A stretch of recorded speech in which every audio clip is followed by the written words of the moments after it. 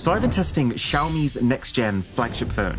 And you know sometimes one phone company will copy another one, but change it up a little bit. Well, I've never seen a company change less than Xiaomi has here. They've adjusted the numbering on their phones to call them the 17s. They've shifted their naming structure to Pro and Pro Max. They've announced the phones a month early in September, all while featuring a very familiar-looking camera plateau design. Now, clearly, this is a marketing trick. This is all to make absolute sure that when you think about the iPhone 17 Pros, that you also think, and maybe even come across, Xiaomi. And part of me thinks this is really not a good look, that this kind of cheapens a brand that is otherwise clearly capable of making unique tech of their own. But then part of me completely gets it, because when you actually take the bait and you put these phones side by side, it draws attention to the really unique things that Xiaomi's doing that no one else is. Like, oh yeah, did I mention Xiaomi's camera plateau is also a full-on second display. So if you bought a 17 Pro, this is what you'd get. A super tall box with a charger, a 100-watt charger casually in the box, the USB-C cable, and a little insert which has the case. A lightly frosted hard shell. That's a pretty high-tier package.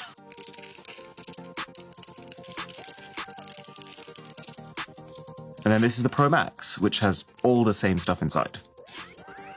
So the weird thing about this phone is it looks almost intentionally like a knockoff iPhone, right? With the naming and the design, and to be fair, even the user interface, like the home screen's got Apple-style icons. You pull down from here, you've got Apple's control center. I'm pretty sure I've even seen some iOS 26 liquid glass inside of here. I give them a year before they tell us their CEO is now also called Tim. But the thing is, it doesn't feel like a knockoff. The display is bright and super high-end. The borders around it are every bit as thin and even as other top phones. Every time you press things and click buttons, the haptics are phenomenal. Very satisfying experience to type and navigate. Or, let's just try something for a second.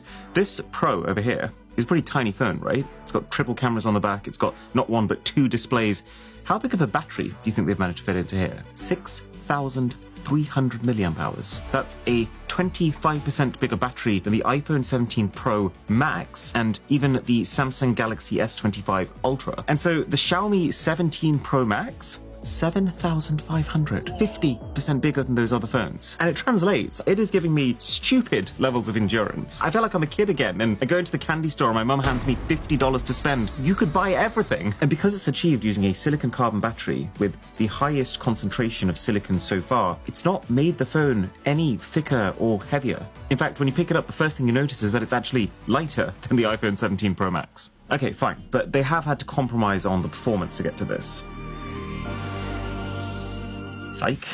These phones have 16 gigs of the fastest RAM I've ever seen on a phone. They've got the fastest storage, and they're basically the first phones to have the new Snapdragon Elite Gen 5, which is the chip that will power most Android flagships next year. I tried a whole load of tests and benchmarks on it, and while I wouldn't call it a transformational leap, it is firmly ahead of this year's crop of Androids like Samsung's S25 Ultra. It can get quite hot on the sides, but not once have I noticed that actually affecting sustained performance. So at least it is effectively getting heat away from the chip. So it's pretty clear, the phone's fundamentals are crazy good, but that's what makes this magic back screen all the more interesting. Because clearly, Xiaomi didn't need to do this. The Xiaomi 17 Pro and Pro Max are not one-off gimmick phones. They're not part of a sub-brand. They're not niche concept devices that are only going to be released as a test. These are Xiaomi's mainline 2025-2026 flagship phones that they will most likely release in all their regions, which makes them like the one launch that they wouldn't want to be adding a potentially expensive to produce,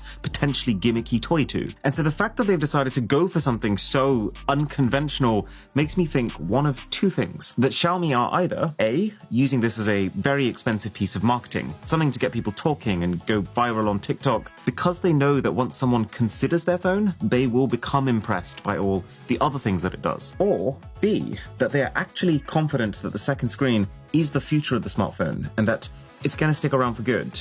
So, which is it? Well, let's be very clear about one thing right off the bat. We have seen rear screens before. We've never seen them like this, because this rear screen has the exact same display characteristics as the front screen. It's got the same 3000 nits of brightness, the same 1 to 120 Hz refresh rate, the same touch responsiveness, the same cover glass. It doesn't feel tacked on. And the fact that Xiaomi has heroically pre-applied a screen protector to not just the front screen, but also the back screen has meant that I have not once worried about putting it down on a surface like this. But as beautiful as it may be, no one's catching up with the latest Mr. Who's the Boss videos on the 3 inches between the cameras. So what can you do with this that you would actually want to do with this? And this bar over here can summarize how convinced or unconvinced I am by the thing as we go. So level 1, I guess, is personalization. Xiaomi were telling me that a big part of the appeal of this phone will be the ability to express yourself like never before.